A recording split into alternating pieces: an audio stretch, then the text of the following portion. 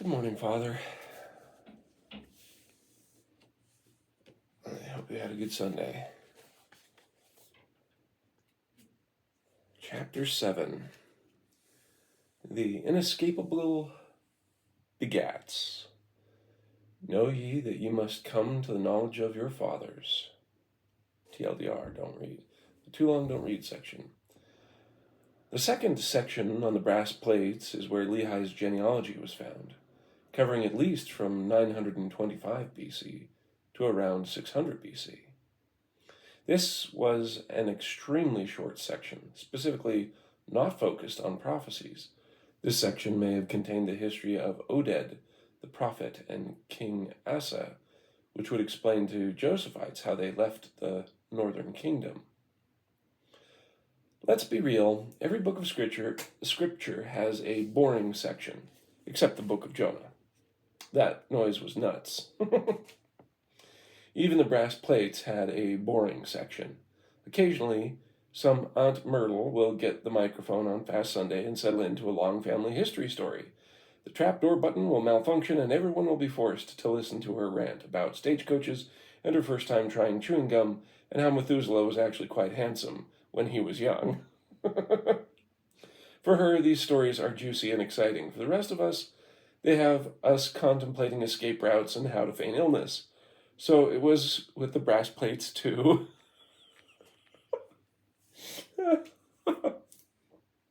We just combined words because one of them had gotten too small. And now our chapel is like full and people are lining up to share testimonies on Sundays, which is cool. So even when some of them are very slow-paced, I think it's still great. Before he sent his sons to retrieve the plates, Lehi knew they contained his genealogy on them. When he first read the brass plates, Lehi found that he was a descendant of Joseph. And Amulek later clarifies that they descended through Manasseh. But when Lehi describes the four main sections of the plates, he doesn't mention the genealogy. This could be because the second section, the record of the Jews down to Zedekiah, was the genealogy, with additional history added in, similar to the first 5 chapters of Chronicles. The genealogy on the brass plates would not have needed to be very long, because of the earliest parts of the genealogy would have been contained in the 5 books of Moses. Lehi merely had to get back to Manasseh, his forefather, 21 generations prior. That sounds like a lot, except that the chronicler covers 8 of those generations in just 5 verses. As it survives in our stick of Judah, the descendants of Manasseh are traced by name through approximately 1250 BC, when Israel settled in Canaan. 8 begats covered 350 years. Not bad. When Israel settled in Canaan, that leaves about 13 begats to get from the conquest of Canaan to Lehi's parents. That's a layup for ancient Israelite genealogists. So the next time Aunt Myrtle besieges the microphone, just remember that Nephite Sunday school children also had to endure the recitation of the begats from the brass plates. Just be sure to remind her that even the Old Testament writers covered centuries of genealogy in 5 verses, Myrtle. It's 15 minutes after the hour, and my toddler's going crazy. Amid Lehi's inescapable begats appeared prophets Zenock and Zenos. The author of 3 Nephi 3:10 says that the Nephites are a remnant of the seed of Zenos and Zenock. Nahum is not mentioned. Ooh, interesting. There is a footnote in here. Oh, it's coming up. Nahum is not mentioned as a Nephite forefather, probably because Nahum was likely a prophetess, but that's a book for another day. Scholars have searched for Zenos and Zenock for decades, to partial success. Here's the footnote. Nibley, since Cumorah. Nibley makes remarkable connection to the Pseudo-Philo, another apocryphal text that details the cryptic prophecy of one Zenes, or Shenes with a C, or Zenes with a Z, the prophet who preferred floral allegories about the future house of Israel. Ha ha ha. Suffice it to say that Zenos and Zenock were somewhere between Manasseh and Lehi. Notice Lehi describes the record as a record of the Jews. He does not say a record of the Israelites, nor a record of the Manasseites. Why not? Despite descending from the northern tribe of Manasseh, Lehi's ancestors probably migrated to live among the Jews around 926 BC, 325 years after the end of the first section of the brass plates. This means the brass plates should have contained northern history for 325 years, then Jewish history from 926 BC to Lehi around 600 BC. Another 325 years. Two strangely symmetrical periods for whatever cosmic reason. But don't get too excited because they're just approximations. In real terms, it's about 6 generations in the northern kingdom and 6 generations in the south among the Jews.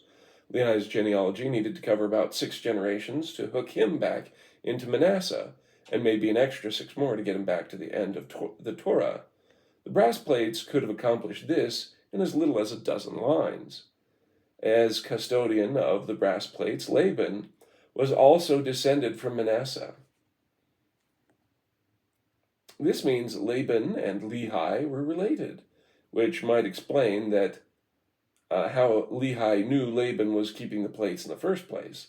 Archaeologists estimate that Laban and Lehi were living at Jerusalem when the population could have been as low as around 6,000 people, which is fewer than the number of journalists Hillary Clinton had murdered. Not really, but come on, it's up there. Furthermore, Laban and Lehi were different from the rest because they were both members of the Northern Strangers Refugees community. This should have been a small subset of that 6,000, leaving less room for anonymity between cousins. Furthermore, when Lehi's sons arrive to retrieve the brass plates, they sit and dine with Laban, despite there being young men at the house of the local dignitary. This would be unusual if they weren't cousins.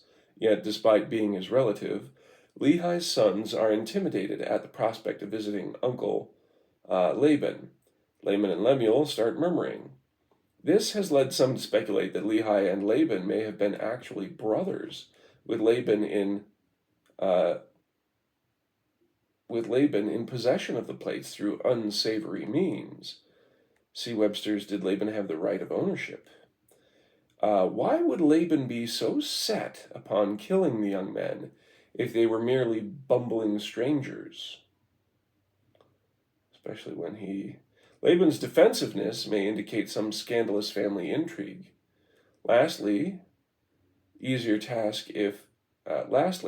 pulled off impersonating Laban with his appearance and his voice. An easier task if the person you're intimidating is family. The point is, Lehi wasn't stealing someone else's family history. He was retrieving his own. In terms of raw history, the brass plates probably contained at least some references to the reign of the Israelite judges, but it couldn't have been much. Israel had moved from being ruled by judges to being ruled by a monarchy, but the Nephites went in reverse. They went from being ruled by monarchy under the King Mosiah's dynasty to being ruled by judges. Had they read the history of the corrupt priests of Eli, they may have declined to be ruled by judges, though monarchs didn't fare much better, so that argument could go both ways. If the brass plates covered this period, it was almost certainly not in the obvious way the Deuteronomists cover it in our Old Testament. Obviously, Isaiah is prominent on the brass plates, but not on the history portion. There were a few unique stories about Isaiah's ministry, his affairs at court, or the circumstances surrounding his martyrdom, which will be discussed in detail in the next section. The most prominent thing we hear from Isaiah are the prophecies themselves. Some kind of treatment was also given to Jonah and Elijah, 2 prophets of the northern kingdom. Elijah's apocryphal prophecies will be discussed later. Spoiler alert, the plates had Elijah. Jesus mentions Elijah when he ministers in third Nephi. See 3 Nephi 25:5. And two of the Nephites, apostles, are named Jonah, 3 Nephi 19:4. These two prophets have almost no long-form prophecies in the traditional canon, but the Apocrypha show that they said a lot more than we're led to believe. All these considerations are to say, the second section of the brass plates gave Lehi what he needed: a genealogy and an identity for his family as Josephites. Filled with familial pride, Lehi names his next two sons Jacob and Joseph. Once little Enos got big enough to ask questions, he might have looked up from his kurlam kebab and asked, "Papa Lehi, why did we leave Jerusalem?" And Lehi had a ready answer. But some other night, when little Enos was a bit bigger and more curious, he might have looked up from his roasted garlic cumum and asked, Papa Lehi, why'd we leave Israel?" See, 300 years before Lehi left Jerusalem, his forefathers left the northern kingdom. Brass plates are made specifically to chronicle big events like that. So Lehi, the super desert-taming grandpa, had an answer for that one too. The Book of Oded.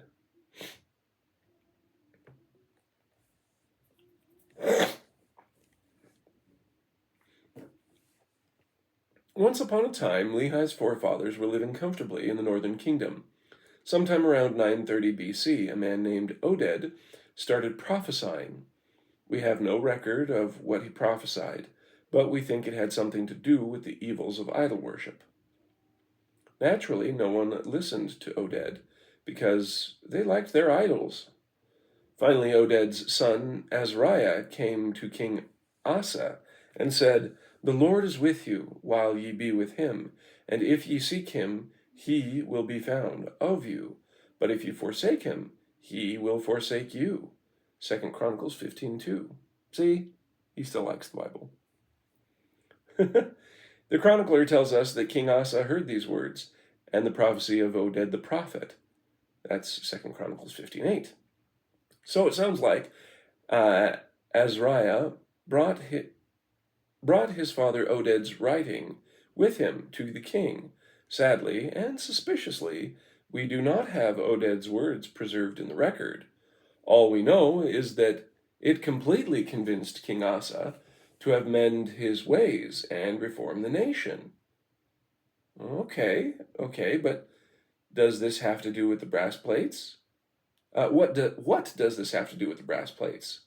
Well, everything.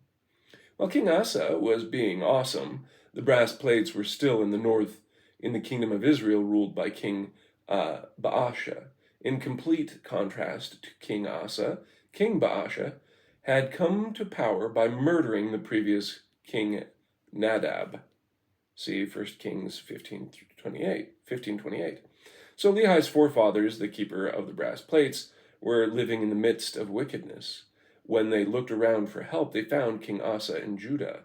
Righteous refugees from Ephraim, Manasseh, and Simeon emigrated south to leave the wickedness of Israel for King Asa's righteous Judah. 2 Chronicles 15:9. King Asa was so righteous that the Lord decided to move the precious brass plates into his territory. Brass plates fans living in the days of King Josiah, like Lehi, would remember King Asa and his hearkening to the prophet Oded. The 300 years old story of King Asa would be especially relevant to Lehi, who, like his northern forefathers, now found himself in a wicked nation with a reformer king. But this time, the throne was being warmed by a Walmart brand knockoff version of King Asa. The Book of Wannabe. The Book of the Wannabe. Wow, I am butchering some of his jokes. This is sad. The Book of the Wannabe. The righteous King Asa had an opposite, but it wasn't wicked King Baasha. It was King Josiah. 300 years after King Asa's success, and long after his death, his kingdom was falling into wickedness. Two wicked kings, King Manasseh and then King Ammon engaged in the abomination of the heathen. That is 2 Chronicles 28:3 and also 33:2. King Manasseh was reinstating the practice of sacrificing children, which was burning children alive on the altars. This was so unbelievably horrible that King Ammon's own servants decided to execute some vigilante justice and slew him in his own house. This didn't go over well with the people, who in turn slew all them that had conspired against King Ammon, and the people of the land made Josiah his son king in his stead. So right from the get-go, King Josiah is made king by the people who were defending the baby burner. Chew on that for a minute. It's like a campaign ad. Senator Borkson gets a 100% rating from Moloch Sanger for his support of incinerating infants. King Josiah was just 8 years old when he was made king by these wicked people. 2 Chronicles 34:1.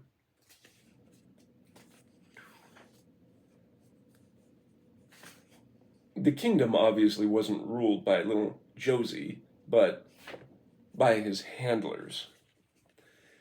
After the old king died, the hype crew of King Josiah looked around for a role model, an example of a good king, and they found King Asa.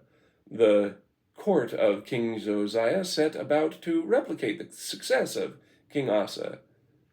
Notice the parallels in their stories in the table below, with emphasis added.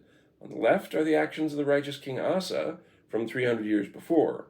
On the right are the actions of the copycat courtesans of King Josiah.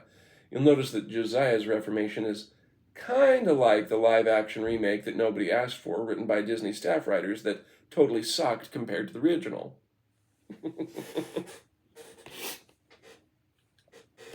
King Asa's reform. He did a living prophet.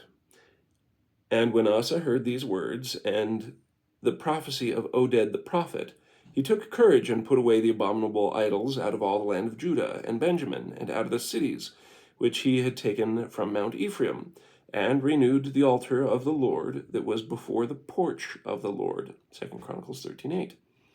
Josiah's reforms. He heeded the scribes.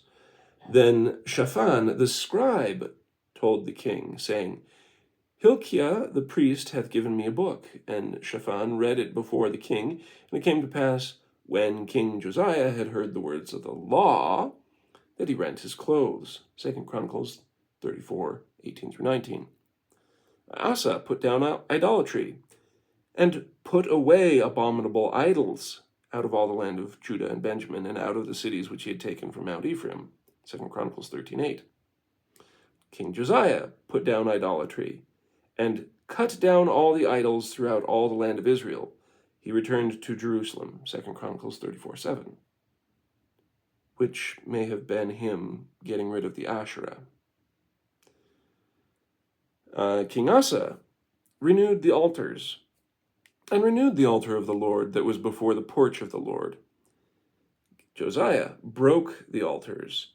He had broken down the altars, 2 Chronicles 34:7, which may have him breaking down the altars of other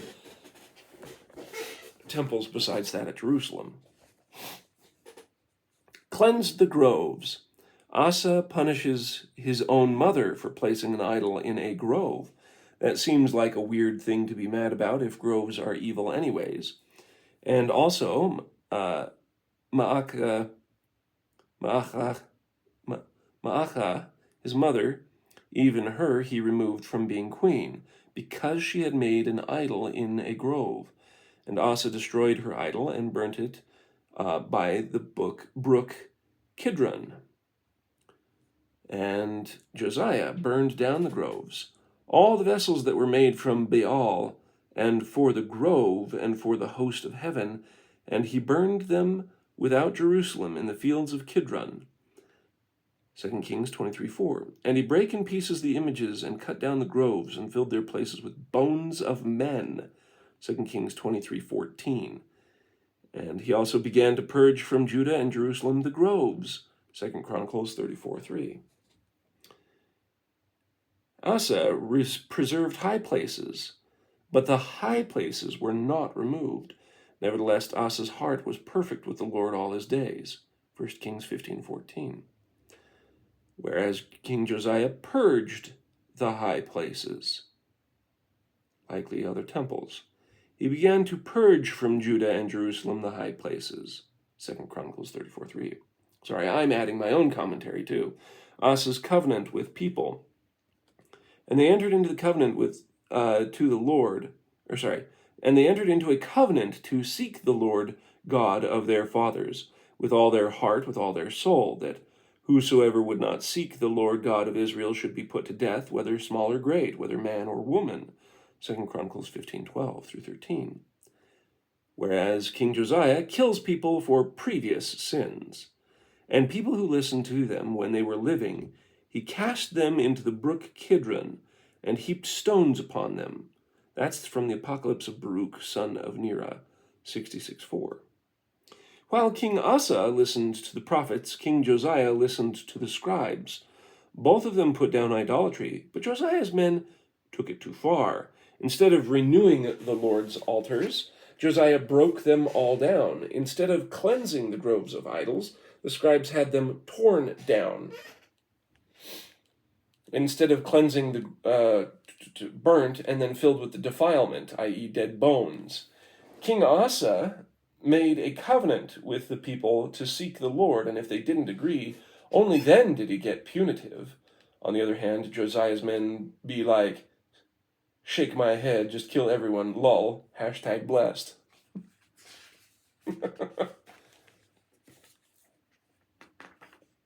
King Josiah is not without his defenders.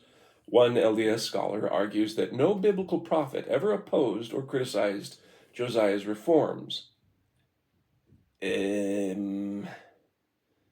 That's pages from a book by Hamblin. But this sentiment is problematic. Firstly, remove the word biblical from the statement. Does it still hold? Because it was Josiah's fanboys who had their way with the canon right as Lehi was shuffling the plates out of the way of danger. Lehi isn't a biblical prophet, but his actions seem to speak pretty loudly against Josiah's results. Secondly, why would someone criticize Josiah? What's so scary about that? It might get one stoned or drowned or incinerated, but that's all part of Josiah's gracious, benevolent reform. Thirdly, while we can't name any prophet who opposed Josiah, the text seems to hint that God opposed him. As the story goes, Josiah's neighbor, the king of Egypt, claimed that God commanded him, that's 2 Chronicles 35:21, to go to war up north. When Josiah white-knighted his way to intervene, the Egyptian king said, "Forbear thee from meddling with God, who is with me, that he destroy thee not." Josiah didn't listen, attacked in a war that wasn't his own, and was killed as a result. Heck of a job, Josiah. Anyone still unsure that King Josiah's scribes are the villains need only to look at the results of their actions. The table below compares the outcomes of these two reformers side by side, with emphasis added. Results of Asa's reforms: attracts righteous refugees.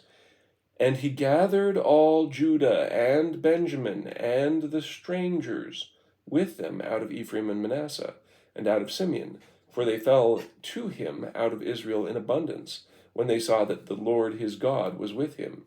2 Chronicles 15:9. Results of Josiah's reforms: loses righteous refugees. The refugees we know about include the Rechabites, the Baruch in Jeremiah's hand, and the Lehites. Asa gains the brass plates. The brass plates would have undergone the stewardship of the tribe whose genealogy they bore, Manasseh, from which refugees came southward during the reign of King Asa, when they saw that the Lord was with King Asa. Whereas Josiah's reforms loses the brass plates, and it came to pass that we took the plates of brass and the servant of Laban, and departed in the wilderness, and journeyed unto the tent of our father. Asa's reform, he was a defender. So the Lord smote the Ethiopians before Asa and before Judah, and the Ethiopians fled, 2 Chronicles 14:12. Whereas Josiah was the aggressor, and Josiah went out against Necho, king of Egypt. But Necho sent ambassadors to Josiah, saying, What have I to do with thee, thou kind of Judah? I come not against thee this day. Nevertheless, Josiah would not turn his face from him. 2 Chronicles 35:20 and 22. Asa's reforms, Judah thrives, and all Judah rejoiced at the oath, for they had sworn with their heart and sought him with their whole desire, and he was found of them, and the Lord gave them rest round about. 2 Chronicles 15:15. And there was no more war unto the 13th year of the reign of Asa. 2 Chronicles 15:19.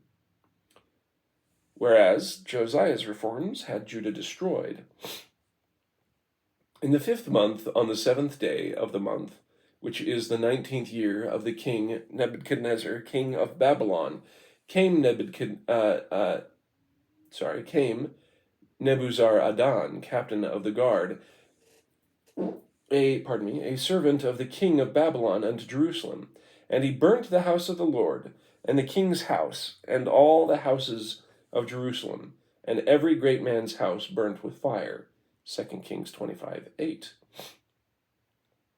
As King Asa drew the righteous northerners to the kingdom of Judah, King Josiah's men chased out the Rechabites, the Lehites, and who knows what other faithful groups. The sincere efforts of King Asa resulted in the brass plates being relocated from the wicked north to the south. That's a pretty sterling endorsement. King Josiah, on the other hand, presided over the loss of the brass plates. When war came knocking on King Asa's door, the Lord made him victorious, while Josiah ended up dying in a battle that wasn't even his own. And lastly, the kingdom under the King Asa enjoyed years of peace, while ultimately Josiah was in charge when the Lord had enough. But the greatest evidence of the Deuteronomists being villains comes from years later. As Dr. William Hamblin said, the dominant sect of Israelite religion at the time of Jesus was strongly Deuteronomistic.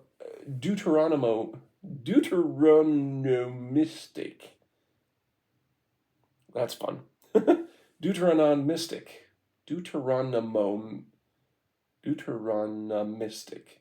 That's the right way. Deuteronomistic. There we go. That's probably the greatest condemnation of the Deuteronomists, as one could think to give. A SparkNotes version of the Gospels is the story of the Messiah trying to fight the religion of the Herodian Jews. In other words, Jesus versus the Deuteronomists. With characteristic irony and astonishing skill, Jesus is always quoting Deuteronomy to stump the Deuteronomists.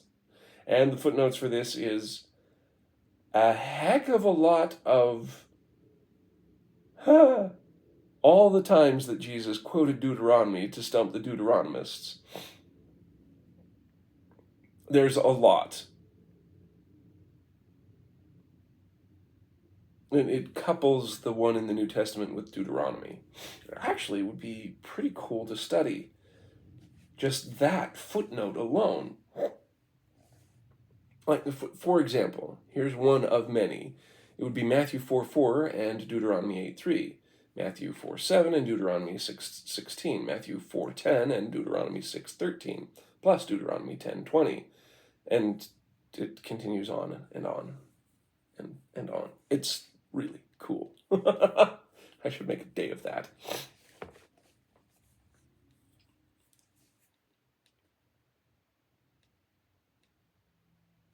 Jesus' scathing condemnation of the scribes is all over the gospel, but one particular passage is especially delicious. Search the scriptures, for in them ye think ye have eternal life, and they are they which testify of me. Do not think that I will accuse you to the Father. There is one that accuseth you, even Moses, in whom ye trust.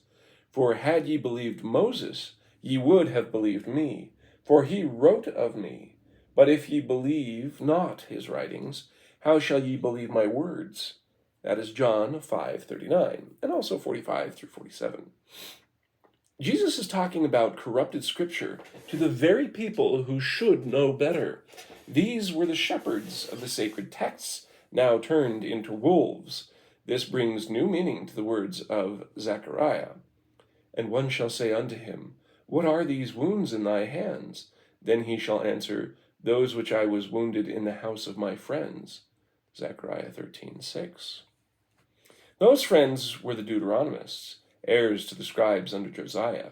Josiah's reforms poisoned the well so badly that Judah murdered the Son of God. Josiah was no Asa. It goes to show the sequel is always worse than the original. Memories of Oded and Asa would be ringing in the ears of northern refugees when Josiah's men went burning and killing through the streets of Jerusalem.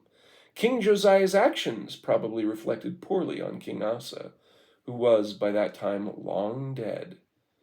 Josiah's men clothed themselves in the mantle of Asa's success and carried out a purge of temples, innocent people, and precious doctrines. Moroni and Asa. Sadly, there are no direct evidences of Oded or Asa that passed from Laban's brass to Mormon's gold. No recorded Nephite names their child Oded or Zeoded or Odediah, but the book of Oded may yet have affected the Nephites through the actions of Captain Moroni. Captain Moroni is a favorite of Book of Mormon readers, while few people have really studied the exploits of King Asa. Oddly enough, these two have a lot in common, almost as though Captain Moroni had Asa as a precedent and an example for some of his actions. Asa became king in his early 20s. Footnote for that, Asa ruled 41 years and died of a foot disease. This probably puts his death in the 60s or so. That make him in his 20s when he took the throne. 2 Chronicles 16:12. And Asa, in the 39th year of his reign, was diseased in his feet until his disease was exceeding great. And he died in the 41st year of his reign. God, that sucks. While Moroni became chief captain of the Nephite armies at 25. King Asa used intrigue to entice Syria to attack his enemies. Captain Moroni had no scruples about sending spies to reconnoiter the Lamanites. King Asa was a rare civic leader who didn't let his ego eclipse his respect for the Lord's prophets. Moroni was the exact same kind of rarity. In a time of peace, wise King Asa spent money and energy to fortify his cities against a potential attack. Therefore he said unto Judah, Let us build these cities, and make about them walls, and towers, and gates, and bars, and the land is yet before us, because we have sought the Lord our God. We have sought him, and he hath given us rest on every side. So they built and prospered. 2 Chronicles 14:7. But King Asa wasn't a beta male either. When war came to his doorstep, he went out against his enemy. He also innovated with his soldiers, equipping 300,000 heavy armored spear throwers and 280,000 archers. But Asa wasn't too much of an alpha male. Either. Before launching into the final battle, Asa remembered to stop and cry unto the Lord his God. The chronicler recorded his battle prayer. Lord, it is nothing with thee to help, whether with many or with them that have no power. Help us, O Lord our God, for we rest on thee, and in thy name we go against this multitude. O Lord, thou art our God. Let not man prevail against thee. 2 Chronicles 14:11. The result is that the Lord favors Asa with a resounding victory, despite being outnumbered by the invading Ethiopians. 2 Chronicles 14:9. There came out against them Zerah the Ethiopian with an host of 1,000,000, so that's 1,000,000. And verse 12. So the Lord smote the Ethiopians before Asa and before Judah, and the Ethiopians fled. How do you number that many? Well, I guess if they actually made themselves battalions, that kind of things, you could figure it out. But did they even do that? The parallels are obvious to any Captain Moroni fans out there. Like King Asa, Captain Moroni was never eager for a fight, but in case one came, he'd be ready. Yea, Moroni had been strengthening the armies of the Nephites and erecting small forts, or places of resort, throwing up banks of earth around about to enclose his armies, and also build walls of stone to encircle them about, around against their cities in the border of the lands, yea, all round about the land. Thus he did fortify and strengthen the land which was possessed by the Nephites. Alma 48, 8 through 9. Moroni also was a marital innovator, equipping his men with breastplates. I butchered that. Moroni was also a martial innovator, equipping his men with breastplates and with arm shields, yea, and also shields to defend their heads, and also they were dressed with thick clothing. Despite his preparations and experimentation, Moroni didn't forget who was really fighting his battle. Like Asa, Alma tells us that Captain Moroni's soldiers were doing that which they felt was the duty which they owed to their God, and they cried with one voice unto the Lord their God. The result is that the Lord favors Moroni with a resounding victory, despite his being outnumbered by the invading Lamanites. By 72 BC or so, Moroni can see that Asa's faithful formula is working. The last ingredient that Asa uses is to put people under covenant. Moroni binds his civilian muster together using a covenant. Moroni uses a covenant with the captured Amalekites, demanding that they support the cause of freedom, that they might maintain a free government. Moroni even made his teenagers covenant to be home before midnight. Well, okay, not really.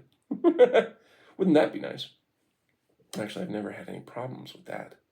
Remember that King Asa of the south and King Baasha of the north were at war. When the northern strangers came flooding into Judah, these were potentially dangerous infiltrators. The captured Amalekites were just the same for the Nephites. The situations are very similar. These two faithful leaders seem to be reading from the same playbook. Now, King Asa wasn't perfect. By the end of his life, he got a little cranky. 2 Chronicles 16, 7-10. Towards the end of his reign, Asa used a little too much strategy against his enemies and not enough faith. The prophet Hanani chides him for it, and Asa throw him in prison. The prophet Hanani chides him for it, and Asa throws him in prison. Oops. But it looks like Captain Moroni may have learned from Asa's success in the Zoramite and Amalekite wars for the 1st century BC. Moroni's greatest weapon wasn't a spear or a sling. It was the faith and knowledge that he took from the brass plates. Whoever said family history couldn't be cool? The history section of the brass plates weren't just names and dates. It provided a deep sense of identity for the Nephites. As an offshoot of Jerusalem, the Nephites needed to remember that even they still had ties to the old covenants. Even Moroni's most famous motto sounds very brassy: in memory of our God, our religion and freedom, and our peace, our wives, and our children. Because the brass plates redeemed Eve, Nephites like Moroni could talk like this. By the time Moroni wrote this on his coat, the exaltation of family was long gone from the traditional canon. The Nephites still loved family, thank goodness. Laban wasn't carrying a ceremonial sling that night. After all, parenting and family was accessible to everybody. And if Adam and Eve were our first parents, and the procreative act was the closest to God man could get, then that makes curtailing scrolls look pretty lame. What were the scribes to do, even if Tomni, Zedek, and Haraniah could access the powers of heaven as easily as they? If these brass plates had their way, even unwashed farmers and housewives could be divine. The ancient Israelite religion allowed for everyone to access God. If the Josephite religion was the democratization of righteousness, then the scribes' religion was the feudal system. The Book of Oded would have been a particularly useful story to tell Nephite grandchildren, not just because it was awesome, though it was, but because it reminded Nephites that they hadn't always been in Jerusalem. The children of Lehi should have been pretty concerned with the news that Jerusalem was destroyed. Naturally, Israelites would have wondered, what do we do now? As Terrell Givens pointed out, for Lehi and his people, the destruction of Jerusalem changed everything. Jerusalem was the center of their Jewish universe. But it didn't have to be. The Book of Oded would have been a comfort to the Nephites, who, like their ancestors, were again refugees of a fallen kingdom. The diagram on the right shows the timeline running from before the Assumption of Moses to the fifth book of Moses on the brass plates, to the end of the Old World custodians. There was no Deuteronomistic history, but rather the second and third sections covered this time period jointly. Keep in mind, all this is conjecture, and it is all non-exclusive. There could have been dozens of books on the brass plates that simply never survived the filters of the Nephite editors.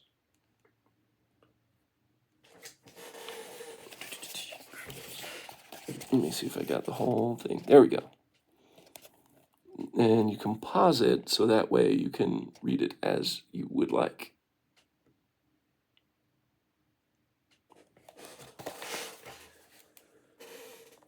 Things that stick out to me.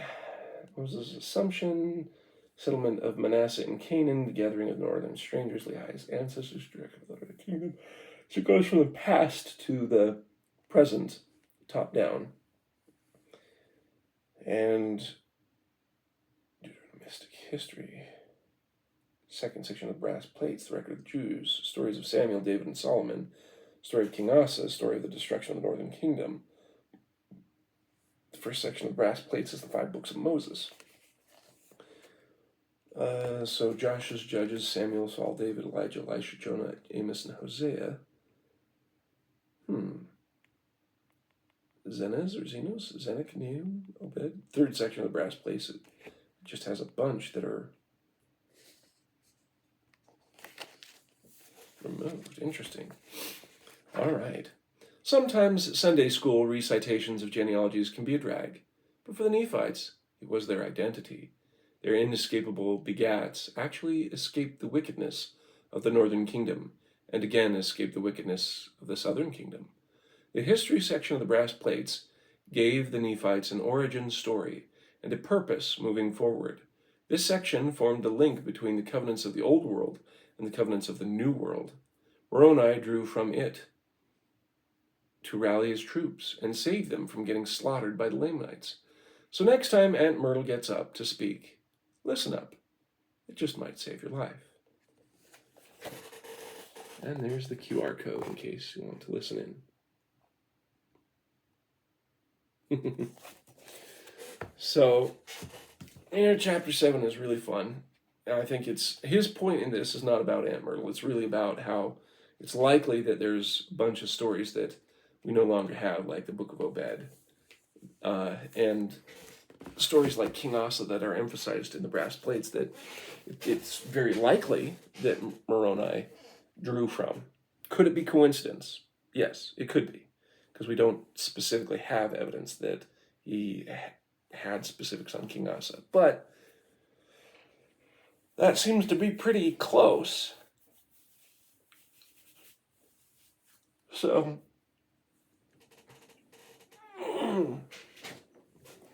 I find it fascinating that we've got a whole bunch of... So let me actually go over the... let's see here. Does he have a chapter headings rundown?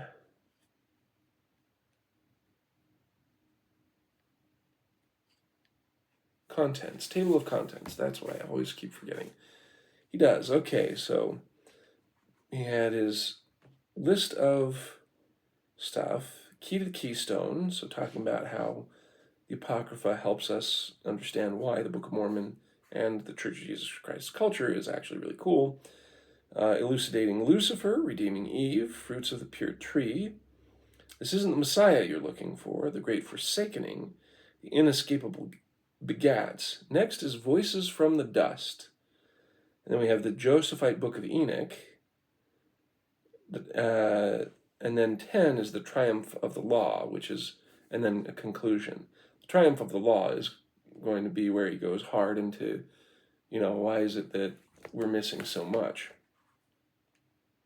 So that's interesting. I kind of would have reorganized it slightly, but that's just me. I would have put everything more in a timeline kind of thing, like keep the Triumph of Law at the end, of course, but have the Book of Enoch earlier, like after redeeming Eve. But frankly, I think he's got it great. Each section is fine.